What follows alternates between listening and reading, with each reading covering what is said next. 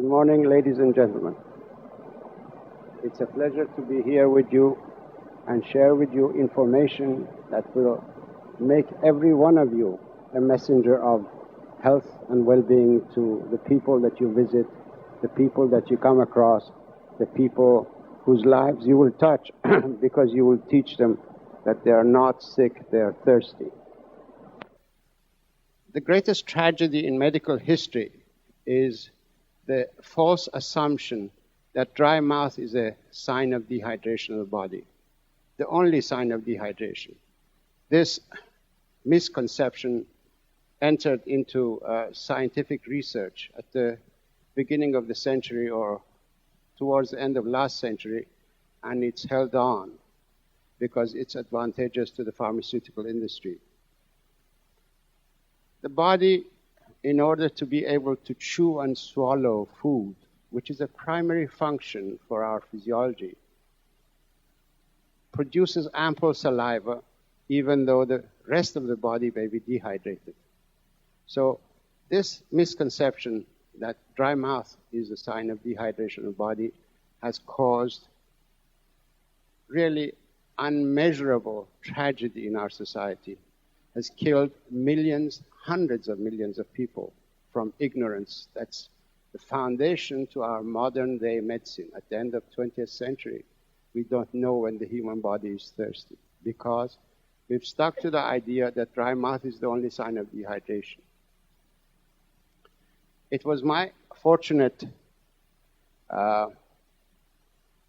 luck and the happenstance that I discovered water has curative properties.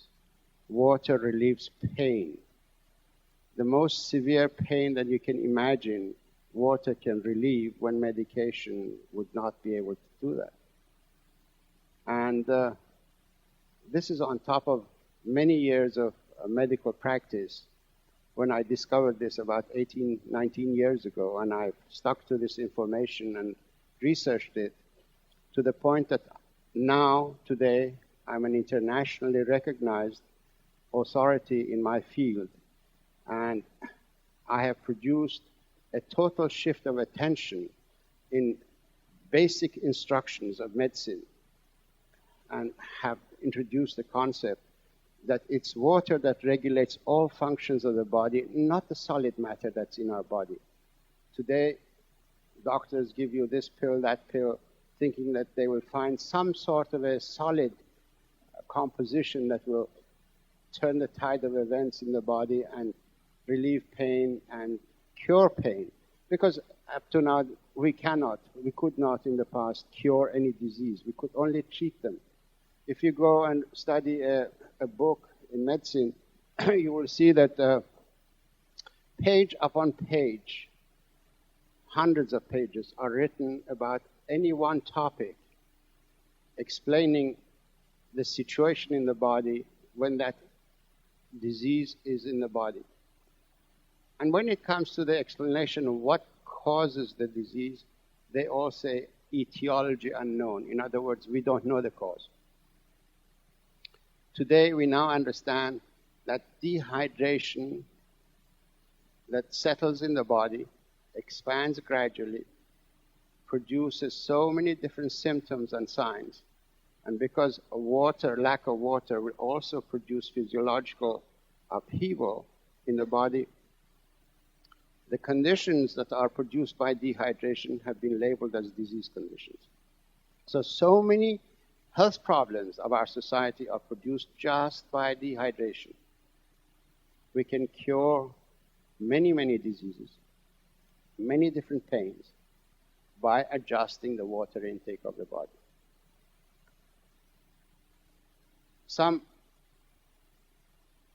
In 1979, as a result of my previous research and publication, I was invited to present at the third Interscience World Conference on Inflammation, a thesis that I have produced, and that histamine, all of you have heard of histamine.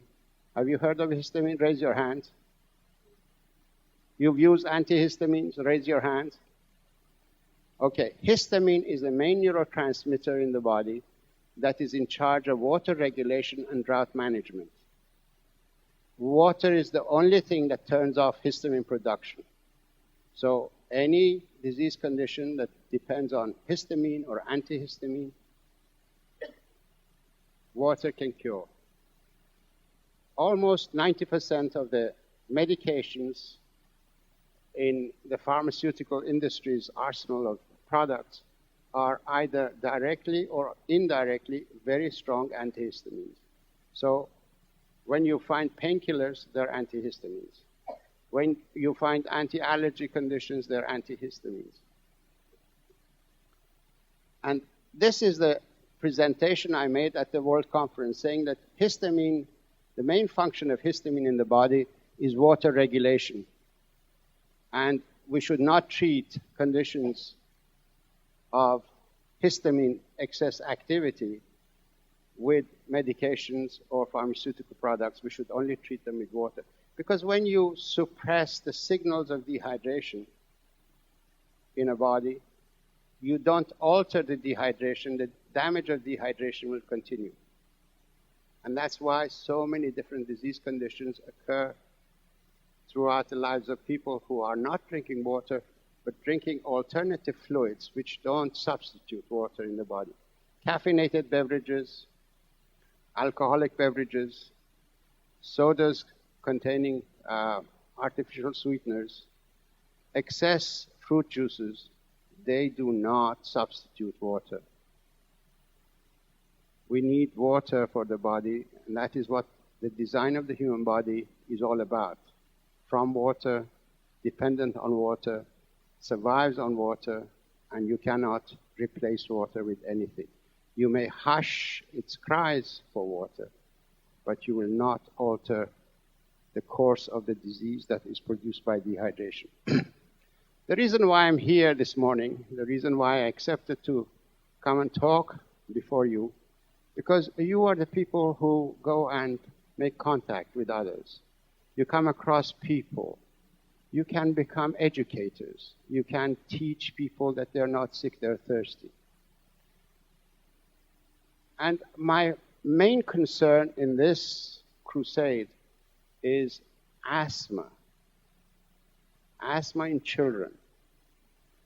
Newsweek has got an article. I recommend you to get this Newsweek and read it. It is May 26, 1997.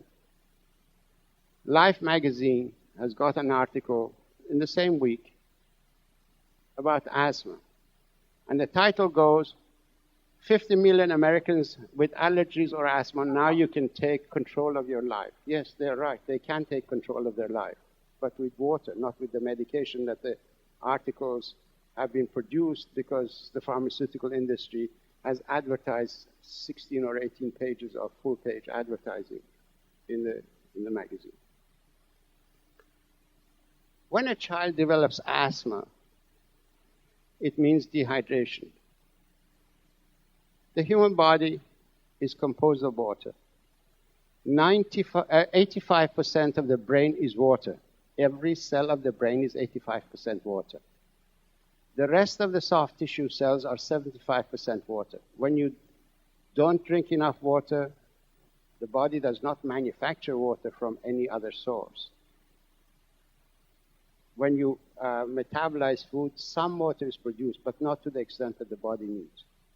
So a child that's developing and it's expanding, every cell of its body requires 75% water before it develops into a new cell and the child could grow. We'll get stunted growth. We'll get mental problems. We'll get emotional problems. We'll get DNA damage and so many different disease conditions produced by dehydration can ensue. So please take this message to people that you meet and explain to them. You can always explain to people very simply. The lung tissue is full of berries. The berries of the lung contain air. Excuse me. Imagine this bunch of grapes, to be a section of the lung tissue. Each berry is full of air. If If water doesn't get into the lung tissue, it becomes raisins.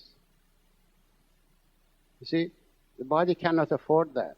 So it shuts down the lung tissue, the passageways, so that air that comes out doesn't bring water out with it. Because every time you breathe, when you breathe out, you bring a lot of water out of the body.